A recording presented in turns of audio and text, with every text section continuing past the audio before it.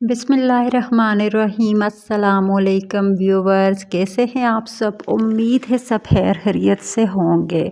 आज मैं आपके लिए बहुत ही ज़बरदस्त पावरफुल रेसिपी लेकर आई हूँ। ऐसी रेसिपी कि जिससे मरीज़ खाने के बाद फ़ौरन ही उठ बैठेगा, चलने फिरने लगेगा। इस ताकतवर रेसिपी को कैसे बनाया जाता है, आपने फुल वीडियो को वॉच करना है, कहीं से भी वीडियो को स्किप नहीं करना है। जब भी आप जान पाएंगे कि ये रेसिपी कैसे बनेगी और इसमें क्या चीज़ें पड़ेंगी। हम इसमें कोई भी नुकसानदेह मसाला जो है वो ऐड करने वाले नहीं हैं। तो यहाँ पे सबसे पहले मैंने जो 1 कप घी ले लिए, हाफ कप ही होगा तकरीबन, इतना मैंने ले लिया है घी। देसी घी यूज़ करेंगे आप इस रेसिपी में, क्योंकि ये देसी रेसिपी है। और यहाँ पे आप देख सकते हैं कि मैंने इसमें तकरीबन 3 अदद प्याज चॉप करके ऐड कर दिए हैं। अगर आपको प्याज भुनने में मसला हो तो आप प्याज को ग्राइंड करके भी इसमें ऐड कर सकते हैं। अगर आप ग्राइंड करके नहीं ऐड करना चाहते तो आप इस तरह से भी प्याज को भून सकते हैं।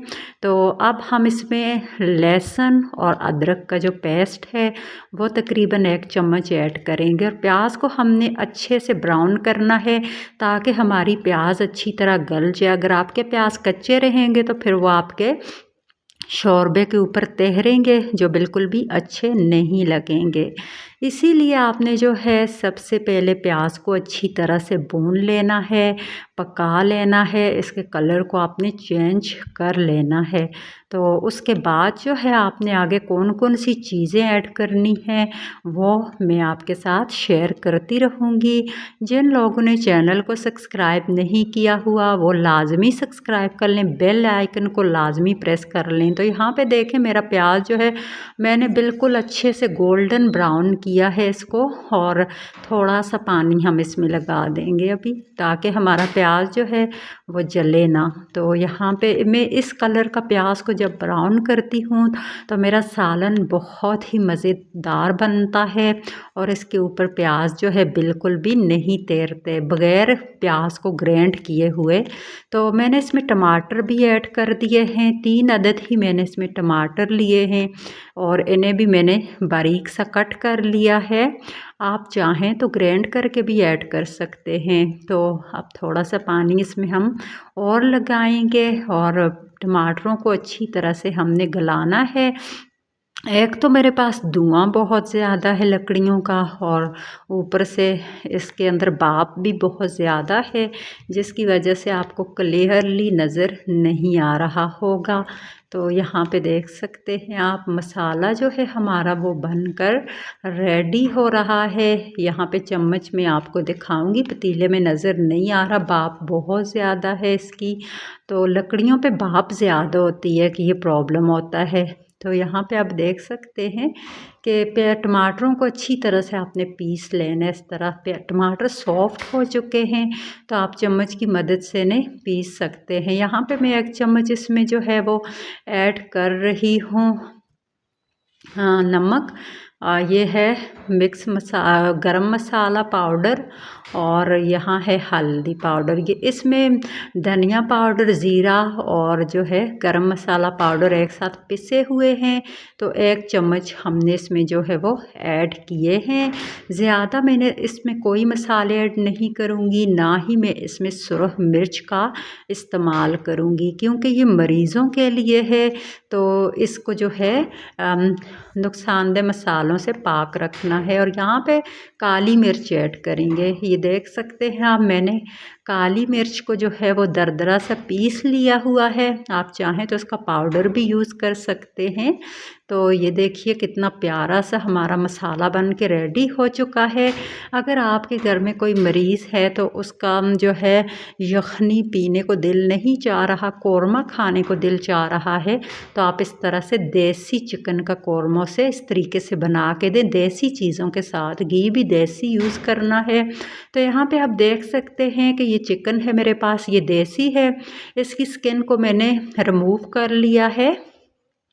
वैसे मेरी दूसरी वीडियो में जो है वो मैंने यखनी बनाई थी, जहाँ वो तो उसके साथ ही थी उसकी स्किन जो है, लेकिन यहाँ पे मैंने स्किन को इसकी रिमूव किया हुआ है। तो ये एक जो तकरीबन 2 किलो होगा, ये 2 किलो हमारे पास देसी चिकन है। एक पूरी मुर्गी जो थी बड़ी वाली, उसका 2 किलो जो गोश्त है वो निकल के आया है साफ़ी। और यहाँ पे हम इसको अच्छी तरह से भूनेंगे मसाले में, तकरीबन 10 मिनट तक अच्छी तरह से आपने मसाले में इसको भून लेना है 10 मिनट के लिए। और कोई इसमें मसाले मैंने ऐड नहीं किए हैं, बहुत ही मुख्तसर से मसाले, और घी भी मैंने इसमें देसी यूज़ किया है, और ये चिकन भी देसी है। तो इसको आप जब बना के अपने मरीज़ को खिलाएंगे तो वो एक दिन में ही चंगा भला होके चलने फिरने लग जाएगा। तो आजकल जैसा कि सर्दियां हैं, तो सर्दियों में जिन लोगों को फ्लू, बुखार, नज़ला, ज़ुकाम, टांगों में, घुटनों में, जोड़ों में दर्द होता है, तो वो इस तरह की रेसिपी को ज़रूर बनाकर इस्तेमाल करें। ये बहुत पावरफुल रेसिपी है और बहुत ही ख़ास रेसिपी है सर्दियों की। तो यहाँ पे आप देख सकते हैं, इसे भूनते हुए मुझे तकरीबन 8 से 10 मिनट हो चुके हैं। तो मैं इसको इसी तरह से भून रही हूँ देसी घी के अंदर। अभी मैंने इसमें पानी जो है वो बिल्कुल भी ऐड नहीं किया है। तो अभी हम इसमें पानी ऐड करेंगे, क्योंकि ये देसी चिकन है, इसको पकने में भी टाइम लगता है, गलने में भी टाइम लगता है, और इसको पानी भी ज़्यादा चाहिए होता है। तो इतना पानी ऐड करें जिसमें ये अच्छी तरह से जो है वो गल जाए। तो यहाँ पे जो है आप देख सकते हैं कि अब जो है इसमें मैं पानी ऐड करने लगी हूँ। तो ये देख सकते हैं आप, अभी इसे मैंने तकरीबन 10 मिनट इसकी बुनाई की है, और अच्छी तरह से मसाले में देसी घी में इसको मैंने भून लिया है, ये देख सकते हैं आप। और अभी जो है हम इसमें जो है वो पानी ऐड करेंगे हस्बे ज़रूरत। तो पानी इसमें मैं तकरीबन ऐड करने जा रही हूँ 3 लीटर। 3 लीटर पानी में इसमें ऐड करूँगी, जिसमें ये अच्छी तरह से गल जाएगा। ये देख सकते हैं आप, इसमें मैंने और कोई मसाला ऐड नहीं किया, जस्ट 2-3 मोटे मसाले ऐड किए हैं, और काली मिर्च ऐड की है सुर्ख मिर्च की जगह, और हल्दी ऐड की है। हल्दी का कलर आपको इसमें वाज़ेह नज़र आ रहा होगा। तो यहाँ पे आप देख सकते हैं कि माशाअल्लाह से हमारा जो कोरमा है वो रेडी हो चुका है। तो यहाँ पे अभी रेडी नहीं हुआ, अभी इसे रेडी होना है। तो यहाँ पे थोड़ा सा इसको और हम पकाएंगे, थोड़ा सा और दम पे इसे छोड़ेंगे। बिल्कुल अच्छी तरह से गल चुका है, मैंने चेक किया है, सॉफ्ट हो चुका है, लेकिन इसे थोड़ी देर और पकाएंगे अभी। तो इसे थोड़ी देर और पकाया है मैंने, ताकि इसका जो एक्स्ट्रा पानी है, जितना हमें ज़रूरत है हमने उतना ही छोड़ना है। एक्स्ट्रा पानी इसका जो है वो खुश्क हो जाए, और बस इतना सा हमें इसका शोरबा चाहिए है, क्योंकि मरीज़ के लिए जो इसका शोरबा है बहुत पावरफुल शोरबा होता है, तो वो बहुत अच्छा होता है। तो यहाँ पे आप देख सकते हैं कि हमारा जो देसी कोरमा है, देसी चिकन का, देसी घी भी इसमें ऐड है, तो इसे हम देसी कोरमा ही कहेंगे। तो हमारा देसी कोरमा जो है वो बिल्कुल रेडी हो चुका है। बहुत अच्छी तरह से जो गोश्त है वो गल चुका है, और कोरमा भी बहुत अच्छा और जायकेदार बना है। इसमें देसी घी और काली मिर्च का जो फ्लेवर है, जो जायका है, जो खुशबू है, वो आप सोच भी नहीं सकते। तो ये ज़रूर बनाइएगा अपने घर में, अपने मरीज़ों के लिए। अपने अगर आपके घर में कोई बीमार नहीं है तो आप वैसे भी इसे बना के खा सकते हैं। ये देखिए ऊपर देसी घी इसका आ चुका है, और कुछ इस चिकन में चर्बी भी थी, जैसा कि आपने देखा था। तो कुछ इसकी चर्बी गल चुकी है इसमें और शामिल हो चुकी है, और कुछ इसमें देसी घी है। तो यहाँ पे ये देसी डिश है, बहुत मज़ेदार है, पावरफुल है। कैसी लगी आपको ज़रूर बताइएगा। मैं एक नई रेसिपी के साथ आपकी खिदमत में फिर हाज़िर होंगी।